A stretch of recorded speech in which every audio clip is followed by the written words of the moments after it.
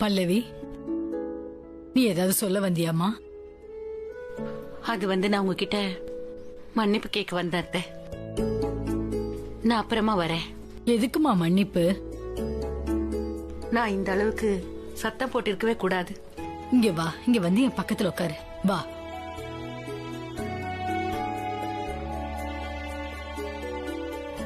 நாம எப்ப தப்பு பண்றோமோ அப்பதான் நாம அடுத்தவங்க கிட்ட மன்னிப்பு கேட்கணும். ஆனா இன்னைக்கு நடந்ததுல உன் தப்பு எதுவும் இல்லம்மா. நான் இப்படி எல்லாம் பேசிருக்க கூடாதுதான். நீ என்ன நினைச்ச? என் கண்ணுக்கு வெறும் கோவம் மட்டுமா தெரிஞ்சது? இல்லம்மா, எனக்கு உன்னோட கவலை நல்லாவே தெரிஞ்சது. ஒரு பொண்டாட்டி புருஷனுக்காக இப்படிதான் கவலைப்படுவா. ஒரு மருமக இப்படிதான் குடும்பத்துக்காக கவலைப்படுவா. எப்ப தனக்குன்னு விஷயம் வரும்போதுதான் அமைதியா இருக்கவங்க கூட இப்படி கோவப்படுவாங்க. இந்த மாதிரி நடக்கிறது சகஜம்மா. நான் ரொம்பவே பயந்து போயிட்டேன். அது மட்டும் இல்லாம விக்ரம்க்கு ஏதோ ஆயிடுமா? அது மட்டும் இல்ல, நீ பிராச்சி தலையில எதுக்கு கைய வச்சு ஆசீர்வாதம் பண்ணுனேன்னு தெரியும். நீ ஏன் இந்த அளவுக்கு அவளை பாராட்டணும்னு எனக்கு தெரியும். டென்ஷன் ஆகாத. நான் பிராச்சிய பத்தி அதிகமா பேசினா நீ இங்க இருந்து எந்திரிச்சு போயிருவேன்னு எனக்கு தெரியும். இங்க பாருமா, நான் ஆசைப்படுறதெல்லாம் ஒன்னே ஒண்ணுதான். பிராச்சி எதுவும் இல்லனாலும் ஒரு பொறுப்பான பொண்ணுங்கறத நீ உணர்ந்தாலே போதும். அதுக்காக நீ கண்டிப்பா அவளுக்கு ஒரு வாய்ப்பு கொடுக்கணும். அதான் சொல்லுவாங்களே, ஃபேர் சான்ஸ். அவளுக்கு கண்டிப்பா ஃபேர் சான்ஸ் கிடைக்கும்னு எனக்கு நல்லாவே தெரியும் பல்லவி. கண்டிப்பா நீ ஒருதலை பட்சமா நடந்துக்கவே மாட்ட. இங்க பாரு, நான் பிராச்சிக்கு சப்போர்ட் பண்றேன்னு நீ தப்பா நினைச்சிடாத. நான் ஆசைப்படுறதெல்லாம் ஒன்னே ஒண்ணுதான். பிராச்சியோ இல்ல ரியாவோ, ரெண்டு பேரையும் நீ சமமா தான் பாக்கணும். அப்பதான் இந்த சாவிக்கு யாரு தகுதியானவங்கன்னு அவங்களால நிரூபிக்க முடியும் பல்லவி. இன்னைக்கு நீ அவளை மனசார ஆசீர்வாதம் பண்ணிருக்க. அதனால இன்னைக்கு நீ அவளுக்கு மனசார வாய்ப்பு கொடுமா. ஏன்னா அப்பதான் அவ இந்த வீட்லயும் அப்புறம் உன் மனசுலயும் இடம் பிடிக்கட்டும். சொல்லுமா, நீ கண்டிப்பா இந்த வாய்ப்பை கொடுப்பல்ல? அத்தை, இது வரைக்கும் நான் யாருக்குமே அநியாயம் பண்ணது கிடையாது. இதுக்கப்புறமும் நான் பண்ண மாட்டேன்.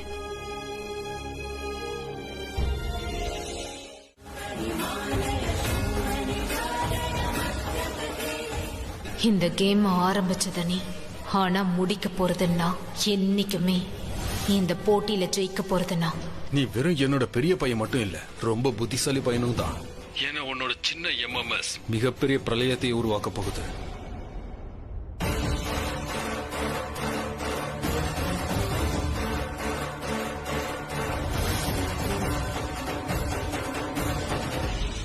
அதான் நான் எப்பவுமே சொல்லுவேனே டேட், ஒரு சின்ன அம்புதான் பெரிய காயத்தையே ஏற்படுத்தும்.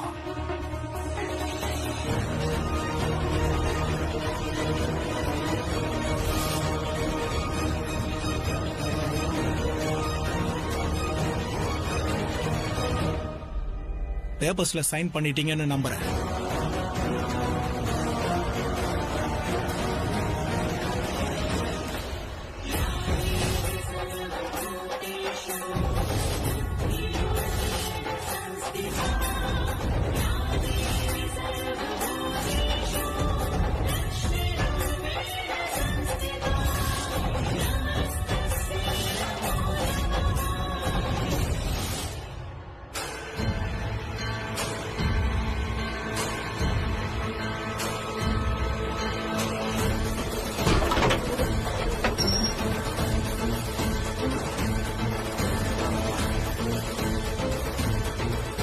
உன் கதை முடிஞ்சது கௌரவ்.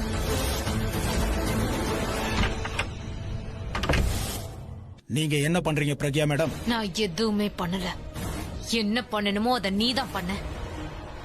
என்ன நினைச்ச? நான் குடிக்கிற காஃபில ஏதாவது கலந்து என்ன ஏதாவது பண்ணலாம்னு நினைச்சியா?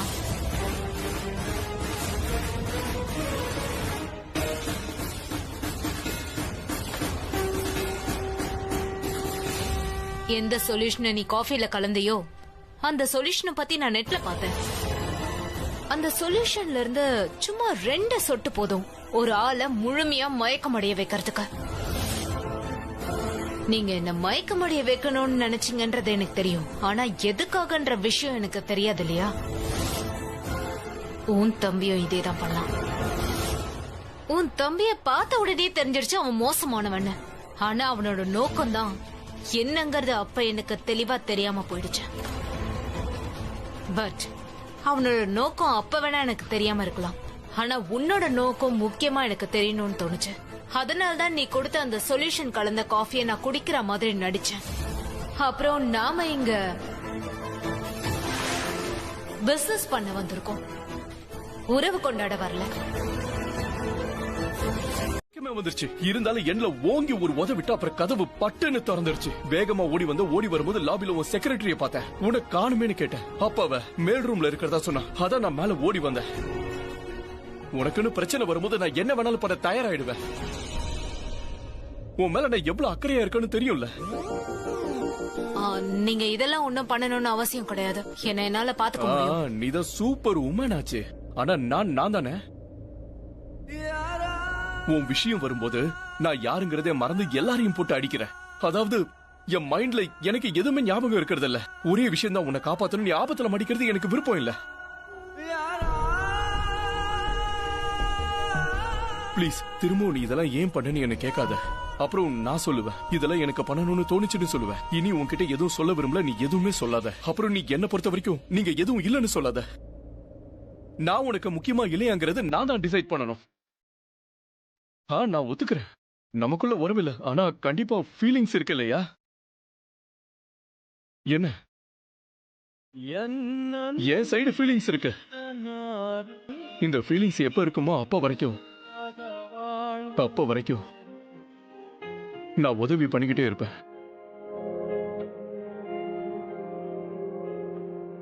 உங்க கையில அடிபட்டிருக்க.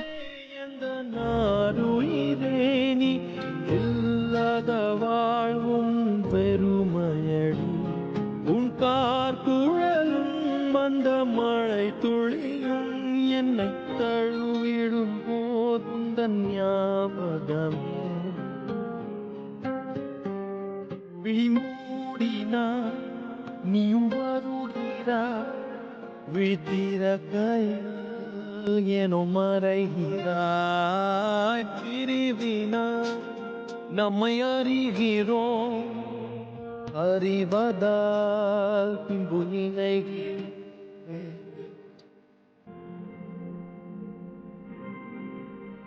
இங்க பாரு, உன்ன மாதிரி எல்லாம் கிடையாது. நானு நம்ம ரெண்டு பேருக்குள்ள எதுவும் இல்லைன்றதுக்காக நான் ஒன்னும் கையை எடுக்கல. நான் ஏன் கையை எடுத்தேன்னா அது நம்மளை பத்தி இங்க இருக்கிறவங்களுக்கு எதுவுமே தெரியாது. அதனால நம்மள இந்த மாதிரி பார்த்து உனக்கு பிரச்சனை ஆகிறதுல எனக்கு விருப்பம் இல்ல. நீங்க இருந்து போ. நீ போ. நீ கஷ்டப்பட்டு ஒரு இமேஜ் உருவாக்கி இருக்க. அந்த இமேஜ் என்னால உடையக்கூடாது. நான் இவனை பாத்துக்கிறேன். உனக்கு திரும்ப சொல்லணுமா?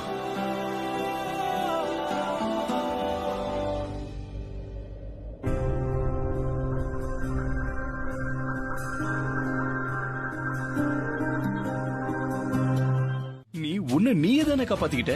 உன் கையில கத்தி இருந்தது. ஜான்சி ராணி மாதிரி நீ கௌரவ பயமுறுத்தின. என்ன மறந்துட்டியா? நீ அவனை பயமுறுத்தின, அப்புறம் நான் கொஞ்சம் பயமுறுத்தின. எல்லாம் நீ தான் பண்ண. நீ சொன்ன இல்லையா என்னால என்ன பாத்துக்க முடியும்னு? இங்க பாரு. You welcome. என் அன்பே எந்த நாரேனி இல்லாத வாழ்வும் வெறும்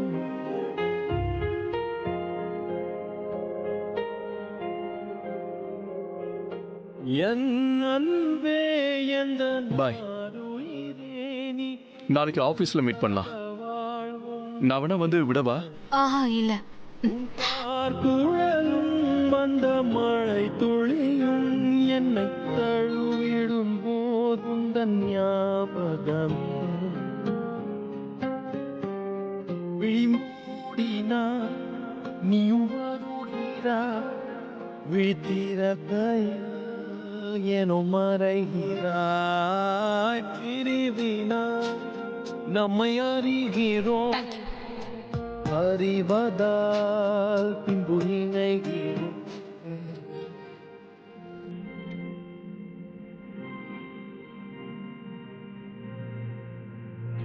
இந்த தேங்க்ஸ் ஆஃபீஸில் நடந்ததுக்கு நீங்கள் வந்து காப்பாத்துனீங்கல்ல அதுக்கு.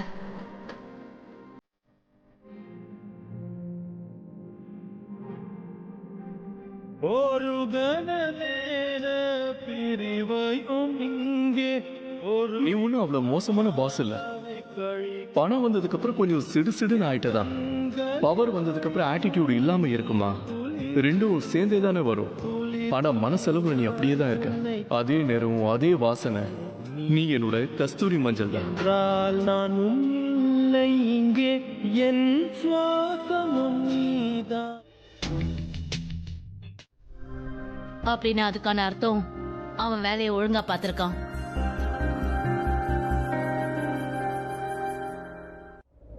ஆனா இந்த தாப்பர் ஃபேமிலி வேற ஏதோ பண்ண நினைச்சிருக்காங்க. கௌரவ் எந்த பேப்பர்ல என்கிட்ட சைன் வாங்கணும்னு நினைச்சானோ அந்த பேப்பர்ல என்ன எழுதிருந்தது தெரியுமா? நம்மளோட எல்லா ப்ராப்பர்ட்டிஸும் எல்லா ஷேர்ஸும் அவனுக்கு எழுதி வச்சிருந்தான். அவன் அவங்க அப்பா கிட்ட போன்ல பேச போகும்போது எல்லா பேப்பர்ஸையும் நான் மாத்திட்டேன்.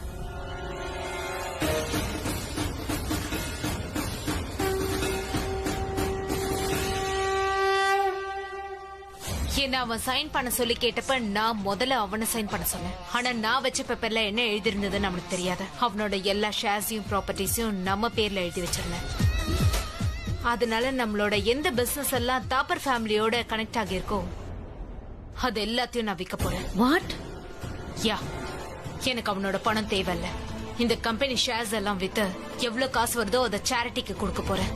ஏன்னா அவங்களோட பணம் நல்ல விஷயத்துக்கு உதவட்டும். அதுதான் சரியா இருக்கும். நமக்குள்ள இந்த பார்ட்னர்ஷிப் முடிஞ்சிருச்சுன்னு அவங்களுக்கு கண்டிப்பா தெரியாத. ஆனா என்னோட கோவம் இன்னும் அடங்கல. அவன் எந்த தைரியத்துல உன்னை தொட முயற்சி பண்ணான். அவனை நான் சும்மா விட மாட்டேன் Pragya. Aunty please please calm down. அவன் பண்ண தப்புக்கான தண்டனை கண்டிப்பா அவனுக்கு கிடைக்கும். And I'm fine really. நீ எப்பவுமே நல்லா இருப்பட கண்ணா.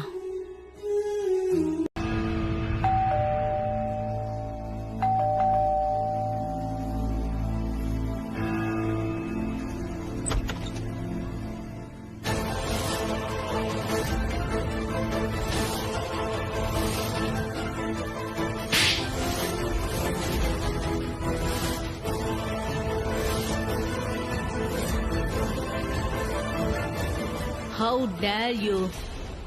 என் பொண்ணு மேல கைய வைக்கிறதுக்கு உனக்கு எங்க இருந்துடா தைரியம் வந்தது? உங்க அப்பா எங்க கம்பெனியோட பல வருஷமா சேர்ந்து வேலை செய்யறாரு. இது வரைக்கும் சிறந்த வேலை எந்த வேலையுமே செஞ்சதில்ல. இருந்தாலும் நாங்க அவருக்கு வேலை கொடுத்துட்டு இருக்கோம். நிறைய தப்பு பண்ணிருக்காரு, அதை நாங்க மன்னிச்சிருக்கோம். ஆனா நீ பண்ணிருக்க தப்பு இருக்கு பாரு, அதுக்கு மன்னிப்பே கிடையாது. நான் உன்னை சும்மா விட போறதில்ல. பாருங்க சஷ்மா மேடம், உங்களுக்கு ஏதோ தப்பான அபிப்பிராயம் வந்திருக்கு. நான் அந்த மாதிரி எதுவும் பண்ணல.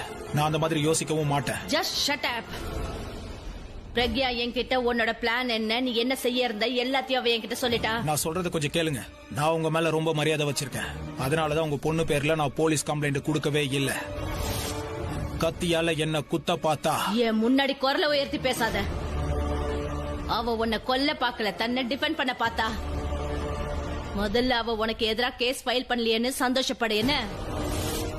ஆனா கண்டிப்பா அவ உனக்கு தண்டனை கொடுத்துட்டா. அவ உன்னை பார்ட்னர்ஷிப் டீட்ல இருந்து வெளியே எடுத்துட்டா. நீயோ இல்ல உன்னோட ஃபேமிலி மெம்பர்ஸ் யாருமே எங்க பிசினஸ்ல பார்ட்னர்ஸ் கிடையாது. விஷயம் என்னன்னா மேடம், கௌதம் வேலை விஷயமா மும்பை போயிருக்கான். அப்புறம் டேடிக்கு சைன் பண்ற அத்தாரிட்டி கிடையாது. அப்படி இருக்கும்போது நானும் இந்த பார்ட்னர்ஷிப்பை விடுறேன்னு சொல்லி எந்த பேப்பர்ஸ்லயும் சைன் போடலையே. பிரக்யா கிட்ட எதுவும் கொடுக்கலையே. இதுதான் என் பொண்ணுக்கும் பொண்ண மாதிரி உள்ள ஆளுங்களுக்கும் வித்தியாசம். அவ துரோகத்தை கூட அவளுக்கு கிடைச்ச ஒரு வாய்ப்பா தான் எடுத்துப்பா. நீ அவகிட்ட இருந்து எல்லாத்தையும் பறிக்கணும்னு ஆசைப்பட்ட இல்லையா? அவ ஒன்ன மாதிரி கேடு கட்டவங்க கிட்ட தன்னை காப்பாத்திக்க அருமையான திட்டத்தை போட்டு ஜெயிச்சிட்டா. ஆனா அதுக்காக இதெல்லாம் அவ பணத்துக்காக தான் பண்றான்னு மட்டும் நினைச்சிடாத. ஏன்னா அவகிட்ட நேரத்தை தவிர மத்தது எல்லாமே இருக்கு. அவ உன்னோட ஷேர்ஸ் அப்புறம் உன்னோட ஃபேக்டரிய வித்து அந்த பணத்தை சேரிட்டிக்கு டொனேட் பண்ண போறா. இம்பாசிபிள். பிரக்யா அந்த மாதிரி பண்ண முடியாது. ஏன்னா நான் எந்த சைனும் அப்படி பண்ணல. நீ குடிச்சிருந்தியா என்ன? ஏன்னா அவ முன்னாடி பேப்பர்ஸ்ல சைன் பண்ணது நீ தானே? ஆக்சுவலி நீங்க முதல்ல சைன் பண்ணுங்க, அப்புறமா நான் சைன் பண்றேன். இப்ப ஞாபகம் இருக்கா? அப்புறம் இந்த நாளை உன் வாழ்க்கையில நீ மறந்துடாத. இதுக்கு அப்புறம் என் பொண்ணு பக்கத்துலயோ இல்ல என் ஆபீஸ்லயோ உன்னை நான் பார்த்தேன்னு வெய்யே, அப்புறம் உன் மேல நான் கேஸ் போடுவேன். And same goes for your family also. அது உன் அப்பாவா இருந்தாலும் சரி, உன் தம்பியா இருந்தாலும் சரி. இல்ல பிரக்யா அந்த மாதிரி எதுவும் பண்ண முடியாது. அவ அப்படிதான் பண்றா. இன்னைக்கு பிரஸ் கான்ஃபரன்ஸ்ல சரியா 3 மணிக்கு எல்லார் முன்னாடி அவ சொல்ல போறா. அதாவது உன்னோட ஷேர்ஸ் மொத்தத்தையும் அவ சேரிட்டிக்கு கொடுக்க போறாளாம்.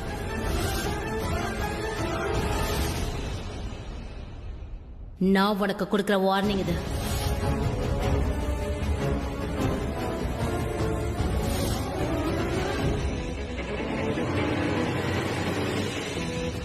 சரி, நீ யாரு? அபிஷேக் பிரேம் மெஹ்ராவோட வைஃப்.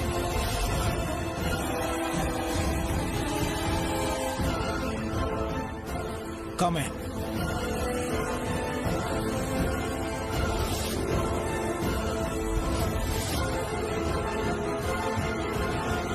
நீங்க சொல்றதெல்லாம் உண்மைன்னா, அதாவது நீங்க என் கூட சேர்ந்து பிரக்யாவை அழிக்க போறது உண்மைன்னா, அதுக்காக உங்க பிளான கேட்கணும்னா நான் கேட்க தயாரா இருக்கேன். ஆனா அப்படி ஒரு பிளான் இருக்கிற மாதிரி இப்போ வரைக்கும் எனக்கு தெரியல. இப்படி ஒரு பொண்ணை நான் பார்த்ததே இல்ல. ஏன்னா என் பிளான்ல என்னையே அவ மாட்ட வச்சுட்டா. பிரக்யாவை பாராட்டுறதா இருந்தா அவளோட போன் நம்பர் தான் உன்கிட்ட இருக்கு இல்லையா? அவளுக்கு போன் பண்ணி நீ அவளை பாராட்டு. நாங்க இங்க சீரியஸா பேச வந்திருக்கோம். அதுக்கு நீங்க தயாரா இருக்கீங்கன்னா நாங்க மேற்கொண்டு பேசுறோம். அந்த பிரக்யாவோட டவுன்ஃபால்ல உனக்கு இன்ட்ரெஸ்ட் இருந்தாதான் அப்பதான் எங்களுக்கு ஓம் ப்ராப்ளம்ஸ்ல இருந்து உன்னை வெளியில கொண்டு வர இன்ட்ரெஸ்ட் இருக்கும். வெள்ளாலியா இவர் இன்ட்ரெஸ்டடா இருக்கிற மாதிரி தெரியல. இவருக்கு நம்ம பிரக்யாவை தோக்கடிக்க முடியுமான்னு சந்தேகம் இருக்குன்னு நினைக்கிறேன். அப்படி இருக்கும்போது பிரக்யா தோக்குறது எப்படி பாப்பாரு? இல்ல, நான் பார்க்க ஆசைப்படுறேன். இன்ஃபேக்ட் பிரக்யாவோட டவுன்ஃபால்க்கு நான் காரணமா இருக்க ஆசைப்படுறேன்.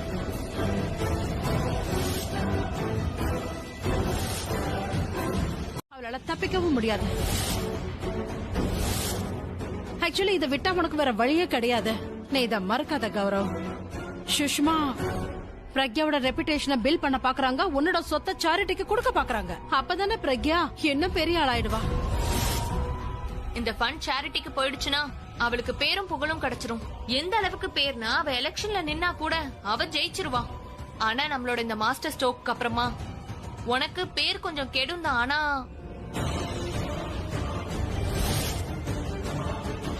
ஆனா வெற்றி கண்டிப்பா உனக்கு தான். இப்ப முடிவை நீதான் சொல்லணும். நல்லா யோசி. உனக்கு எது முக்கியம்னு நீயே யோசிச்சுக்கோ. கௌரவமான தோல்வியா இல்லனா அசிங்கமான வெற்றியா?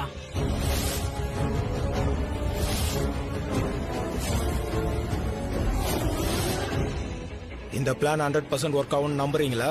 100%. சின்ன மருமக பெரிய மருமகளை பத்தி எனக்கு தெரியாது. ஒரு அக்கா தான் தங்கச்சிக்கு ஹெல்ப் பண்ணலாம்ல? கண்டிப்பா தாராளமா பண்ணலாம். ஆனா 2 பேருக்கும் இடையில காம்படிஷன் நடக்கும்போது இது கூடாது. எங்க பாருங்க அத்தை, இந்த காம்படிஷன் சாவிக்கு தான். ஃபேமிலிக்குள்ள என்ன காம்படிஷன் சொல்லுங்க?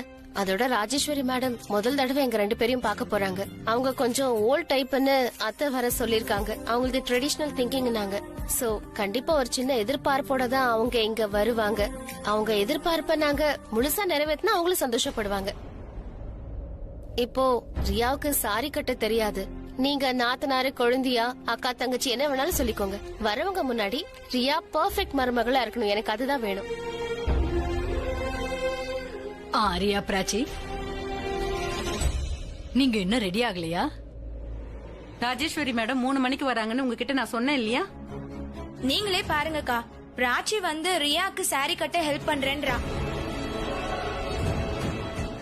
ஆனா காம்படிஷன் நடக்குது இல்ல, அவ எப்படி ஹெல்ப் பண்ண முடியும்? காம்படிஷன்ல யாரும் யாருக்கும் ஹெல்ப் பண்ண கூடாது. நான் என்ன சொன்னனோ அதை தான் செய்யணும். அதுவும் தனியா செய்யணும். அது தெரியும் அத்தை. ஆனா என்னன்னா ரியாவுக்கு சாரி கட்ட தெரியாது. அதுவும் இல்லாம ரொம்ப வெயிட்டா இருக்கு. அது மட்டும் இல்லாம காம்படிஷனை ஜெயிக்கிறத விட முக்கியம் ராஜேஸ்வரி மேடத்தோட மனசதான் ஜெயிக்கணும். ஆஹா, என் கண்ணே பட்டணும் போல இருக்கு. ரியாக்கு ரொம்ப அருமையான நாத்தனார் தான் கிடைச்சிருக்கா. என் தங்கச்சியோட குழந்தையா இப்படிதான் பேசுவாங்க. ஸ்வீட்டா பேசுவாங்க, ஆனா எதுவும் பண்ண மாட்டாங்க. அதான் உண்மையும் கூட. இதே மாதிரிதான் என் தங்கச்சி சமைக்கும் போது கூட பாயாசத்துல சர்க்கரைக்கு பதிலா உப்பு அள்ளி போட்டுடுவாங்க.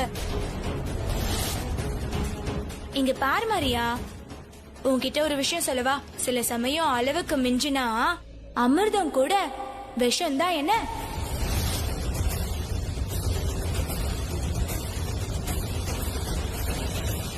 நீங்க கிண்டல் தானே பண்றீங்க? நான் எதுக்கு கிண்டல் பண்ண போறேன்? நான் உண்மையா தான் சொல்லிட்டு இருக்கேன். அவ அப்படிதான் பண்ணுவா. எனிவே பிராச்சி, ரியா எல்லாத்தையும் தனியா தான் செஞ்சுட்டு வரணும். நீ அவளுக்கு ஹெல்ப் பண்ண கூடாது.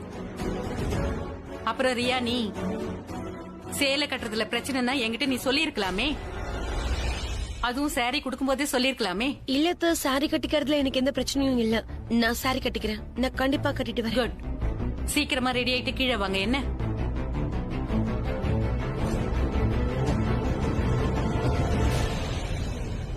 இங்க பாருயா, திரும்ப உங்ககிட்ட நான் மன்னிப்பு கேட்டுக்கிறேன். பாருங்க, நான் பண்ண காரியத்துக்காக வெக்கப்படுறேன். பணத்து மேல இந்த பேராசையில இப்படி பண்ணிட்டேன். இதனால தாப்பர் ஃபேமிலியோட ரெப்புடேஷன் என்ன ஆகும்னு யோசிச்சு பார்க்கல.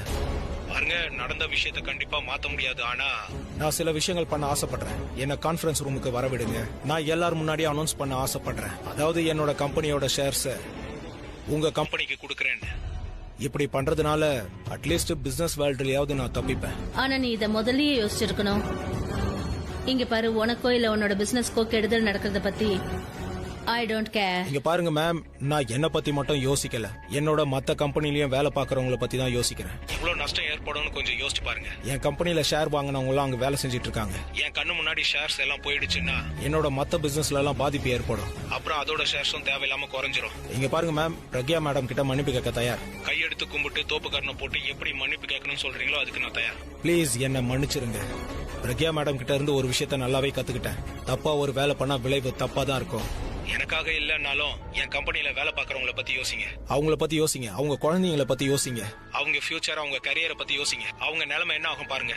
மேம், நான் கான்ஃபரன்ஸ் ரூமுக்கு வந்து என் கம்பெனியோட எல்லா ஷேர்ஸையும் நான் தான் பிரக்யா மேடம்க்கு கொடுக்கறேன்னு சொல்றேன். அதுக்கு பிரக்யா மேடம் முடியாதுன்னு சொல்லிட்டாங்க. அதுக்கு பதிலா நான் ஷேரிட்டி கூட சஜஸ்ட் பண்ணாங்கன்னு சொல்லுவேன். அதனால மேம், ஆட்டோமேட்டிக்கா எல்லா கிரெடிட்டும் பிரக்யா மேடம்க்கு தான் போகும். சுஷ்மா மேம், உங்ககிட்ட இருந்து நிறைய விஷயம் கத்துக்கிட்டேன். அதனால நல்ல விதமா என்ன வழி அனுப்புங்க. இதனால யாருக்கும் எந்த நஷ்டமும் ஏற்படாது. எனக்கு, உங்களுக்கு, அப்புறம் என் கூட வேலை பார்க்கறவங்களுக்கும் ஏற்படாது. ப்ளீஸ் என்ன மன்னிச்சிருங்க. அப்ப சரி, வா, கான்ஃபரன்ஸ் ஆரம்பிக்க போகுது. Thank you so much ma'am. நான் இப்பவே வந்துடுறேன். ஒருவேளை இவனுக்கு புத்தி வந்துருச்சு போல இருக்கு. அதான் இப்படி எல்லாம் பேசுறான். இவன் பிரக்யா கிட்ட மன்னிப்பு கேட்கறத நான் பார்த்தாதான் இவனை நான் மன்னிப்பேன். அவங்க ஒத்துக்கிட்டாங்க. பிரக்யாவை பத்தி நல்லாவே தெரியும்னு நீங்க சொன்னீங்க. பிரக்யாவுக்கு உங்களை பத்தி தெரியும்ல. ஒருவேளை உங்களை அவ கண்டுபிடிச்சிட்டா? கண்டிப்பா நாங்க அவ முன்னாடி வரமாட்டோம். ஆனா உன் கூட கண்டிப்பா வருவோம். ஏன்னா இந்த பிளான உன்னால தனியா எக்ஸிக்யூட் பண்ண முடியாது.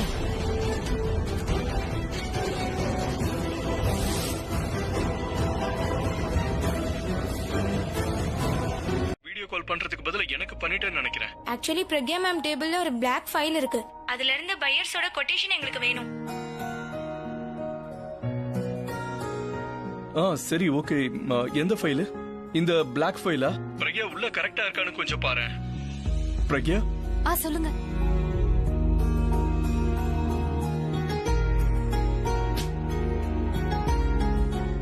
நீங்க சொல்றது கேக்குது. அது இல்ல, அது வந்து நான் அஞ்சனாவை கூப்பிடறதுக்கு பதிலா பை மிஸ்டேக்கா பிரக்யாவோட பேர் வந்துருச்சு. I am sorry.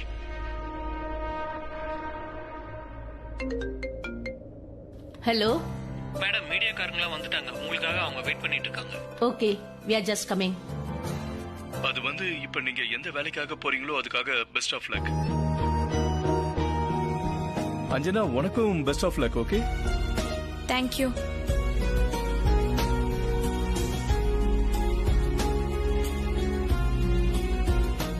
நீங்க நிஜமாவே பிரக்யா மேமோட ஹஸ்பண்டா? பிரக்யாவை கிஸ் பண்ண போனது வேற யாரும் கிடையாது, அவளோட ஹஸ்பண்ட் நான் தான். அப்படின்னா நீங்க பிரக்யா மேமோட? உனக்கு தான் மேம், அவ எனக்கு பொண்டாட்டி. என்ன புரிஞ்சுதா? ஒரு விஷயத்த மறந்துடாத, நீயும் டியூட்டியில இருக்க, நானும் தான். சோ நோ பர்சனல் விஷயம், சரியா? பாய்.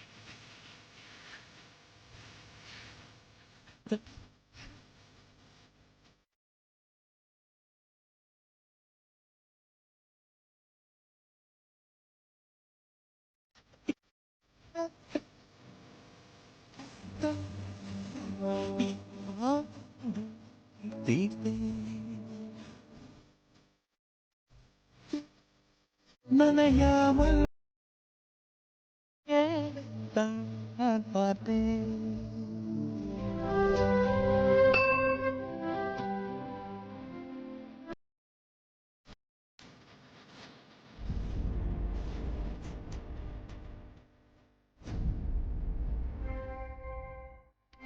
விக்ரம் எப்படி இருக்காரு? அவர் நல்லா இருக்காரு. டாக்டர் ரெஸ்ட் எடுக்க சொல்லிருக்காரு, அதனால தூங்கிட்டு இருக்காரு. ரன்வீர் சித்து அவங்க எப்படி இருக்காங்க?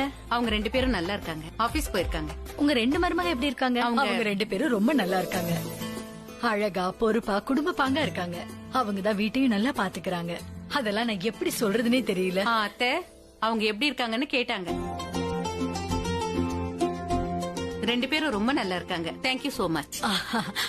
நான் என்ன நினைச்சேன்னா நீங்க வந்து அவங்க நேச்சரை பத்தி கேட்டுட்டீங்களோன்னு நினைச்சேன். அதான் அப்படி சொன்னேன். கேக்குறதுனால என்ன ஆயிடுச்சு? நீங்க தாராளமா சொல்லலாம். நீங்க அவங்கள பாராட்டுறத பாக்கும்போது உங்க பாராட்டுக்கு அவங்க 2 பேரும் தகுதியானவங்க மாதிரி தான் தெரியுது. சோனி, உங்க அத்தையும் எந்த வாய்ப்பையும் விடுறது இல்ல.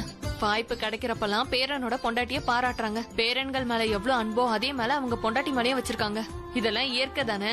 ஆமா, அவங்க 2 பேரும் எங்க? I am so sorry. அவங்க 2 பேரும் ரெடி ஆயிட்டு இருக்காங்க. உன்கிட்ட மன்னிப்பு கேட்க. அவன் பண்ண காரியத்துக்கு எல்லாரும் முன்னாடி உன்கிட்ட மன்னிப்பு கேட்டாதாம சரி. மன்னிப்பு கேட்டாலாம் சரியா வராதுமா. இதெல்லாம் உங்ககிட்ட சொன்னானா? ஆமா, நான் அவன் வீட்டுக்கு போயிருந்தேன். ஒரு அம்மாவோட மனசு ரொம்ப பெருசு. ஆனா தன்னோட குழந்தைக்கு ஏதாவது ஒண்ணுன்னா அவ எந்த எல்லைக்கும் போவா. பிரக்யா, உன்னோட சக்சஸ்க்காக வேணா நான் காத்துட்டு இருப்பேன். ஆனா உனக்கு ஒரு நியாயம் கிடைக்கிற வரைக்கும் என்னால காத்துட்டு இருக்க முடியாது. நீ என்னோட பொறுப்பு.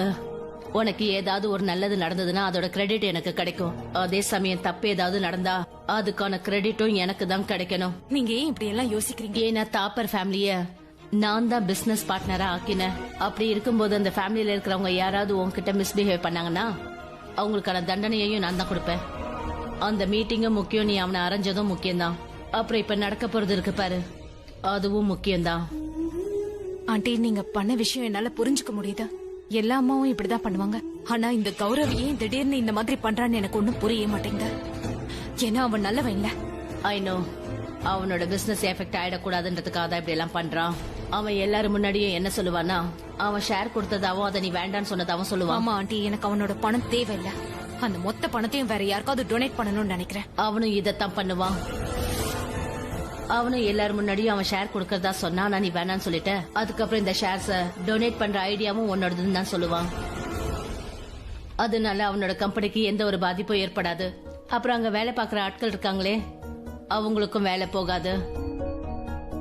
அங்க வேலை செய்யற ஒர்க்கர்ஸோட ஃபேமிலியை நினைச்சுதான் நான் இதெல்லாம் பண்ணிக்கிட்டு இருக்கேன். ஒருவேளை உனக்கு பிடிக்கலன்னா வேண்டான்னு சொல்லிடுறேன். Calm down, calm down. உட்காரு, நான் சொல்றேன்ல. I know. உன்னை நீயே ப்ரூவ் பண்ண வேண்டிய அவசியம் இல்ல பிரக்யா. இங்க பாரு, நான் அவனை மொலஸ் பண்ணேன்னு அவன் எப்படி சொல்லலாம்? அவன் தான் காஃபில போத மருந்து கலந்தா அவன் தான் என்ன மொலஸ் பண்ண நினைச்சான். தப்பான பேப்பர்ஸ் ஃபைல்ல வச்சு என்கிட்ட சைன் வாங்கணும்னு நினைச்சான். அது எல்லாம் எனக்கு தெரிஞ்சிருச்சு. நான் எதையும் நடக்க விடல. அதனால அவன் ஹர்ட் ஆகி மீடியாவை கூப்பிட்டு என்ன அசிங்கப்படுத்த நினைக்கிறான். ப்ளீஸ் கொஞ்சம் அமைதியா இரு. நான் எதுவுமே பண்ணல. எல்லாரும் எப்படி என்ன இந்த மாதிரி கேள்வி கேட்கலாம்? என்ன பத்தி எவ்வளவு அசிங்கமா பேசுறாங்க. இவங்களுக்கு எல்லாம் எப்படி இந்த மாதிரி கேள்வி கேட்க உரிமை இருக்கு? நான் எவ்வளவு கஷ்டப்பட்டு வாழ்ந்தேன்னு யாருக்குமே தெரியாது. நான் எவ்வளவு கஷ்டப்பட்டு வாழ்க்கையில எவ்வளவு அனுபவிச்சேன்னு யாருக்குமே எதுவும் தெரியாது. பணத்துக்காக நான் என்ன செஞ்சேன்னு சொல்றாங்க. பிரக்யா, நான் அப்படிப்பட்டவன் இல்ல. உன்னை பத்தி எனக்கு தெரியும். நீ அந்த மாதிரி எல்லாம் இல்ல. அப்புறம் அவன் எப்படிப்பட்டவனும் எனக்கு நல்லா தெரியும். இங்க பாரு, எல்லாரும் முன்னாடியும் உன்னை அவன் அழ வச்சிருக்கான், உன்னை இன்சல்ட் பண்ணிருக்கான்ல. அவனை நான் மன்னிக்கவும் மாட்டேன். எந்த காலத்துல சும்மா விட மாட்டேன். ப்ளீஸ் முதல்ல ரிலாக்ஸ் ஆகு. ப்ளீஸ், போதும் பொறுமையா இரு. Just calm down. தண்ணி குடி. இந்த தண்ணி குடி.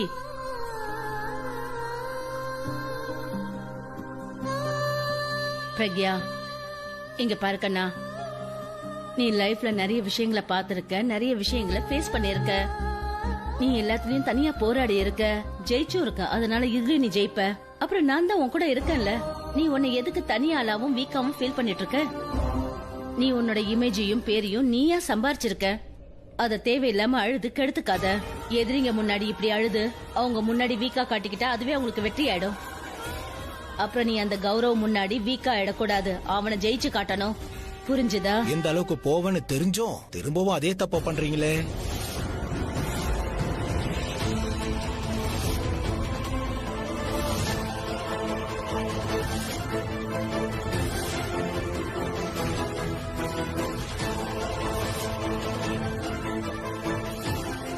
நீங்க அப்புறம் உங்களோட பொண்ணு பிரக்யா 2 பேரும் சேர்ந்தாலும் என்ன ஒண்ணும் பண்ண முடியாது. How dare you?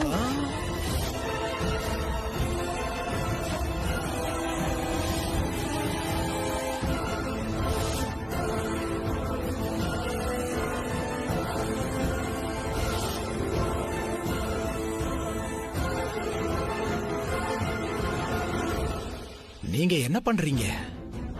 நான் இப்ப பண்ணதை பார்த்ததும் எந்த அளவுக்கு போவேன்னு தெரிஞ்சும் திரும்பவும் அதே தப்ப பண்றீங்களே. அது நான் பெரியவங்களை ஒரு தடவை தான் மதிப்பேன், திரும்ப திரும்ப இல்ல.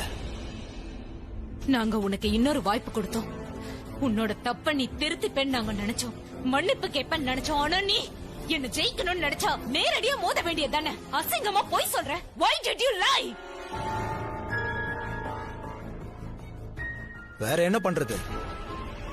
உனக்கு வலி எங்க அதிகமா ஏற்படுமோ அங்க காயப்படுத்தணும்னு நினைச்சேன். நீ திரும்ப எந்திரிக்க முடியாத அளவுக்கு உனக்கு வலியை நான் ஏற்படுத்தியிருக்கேன். பணத்தால உன்னால என்ன ஜெயிக்க முடியல, என்கிட்ட இருந்து ஓனர்ஷிப்பை வாங்க முடியல. அப்போ உன்கிட்ட இருந்தது ஒண்ணுதான், அது உன்னோட மானம். பொண்ணுங்களோட மானம் கண்ணாடி மாதிரி கேள்விப்பட்டிருக்கேன். சின்ன அடிப்பட்டாலும் மொத்தமா உடைஞ்சிரும். உடைஞ்சு போன நம்பிக்கை கூட திரும்ப வந்துரும். ஆனா உடைஞ்சு போன கண்ணாடியை ஒட்ட வைக்க முடியாது. அதான் போய் சொன்னேன். மரியாதையா இங்க இருந்து போயிடு, இல்லன்னா உன்ன கண்டிப்பா போவேன். உங்க வீட்டுல நான் ஒன்னும் மருமகனா இருக்க விரும்பல. நான் சொல்ல வந்தது இது ஒண்ணுதான். எந்த கேம பிரக்யா ஆரம்பிச்சாலோ அதை இப்போ நான் முடிச்சு வைக்கிறேன். நீ எங்க கிட்ட இருந்து எல்லாத்தையும் பறிக்க நினைச்சல்ல, எங்க கம்பெனி, எங்க ஷேர்ஸ், எங்க ப்ராப்பர்ட்டிஸ்.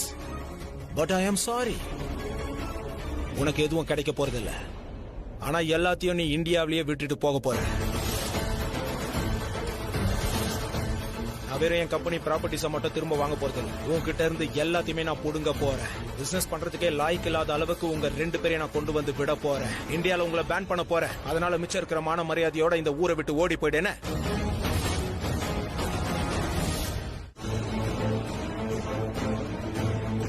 வேகமா ஓடுறவங்களோட காலை தட்டி விட்டுடு. அவ உன்னை ரன்வீருக்கு பொண்டாட்டி ஆக விடாம தடுத்திருக்கால, அவளை குடும்ப பாங்க ஆக்க விடாத. பிராச்சி உன்கிட்ட இருந்து உன்னோட காதலை பறிச்சிருக்கா, அதனால அவகிட்ட இருந்து மருமக நம்பர் 1ங்கிற பட்டத்தை பறிச்சுடு. காதல் அப்புறம் யுத்தத்துல எல்லாமே நியாயம்தான்.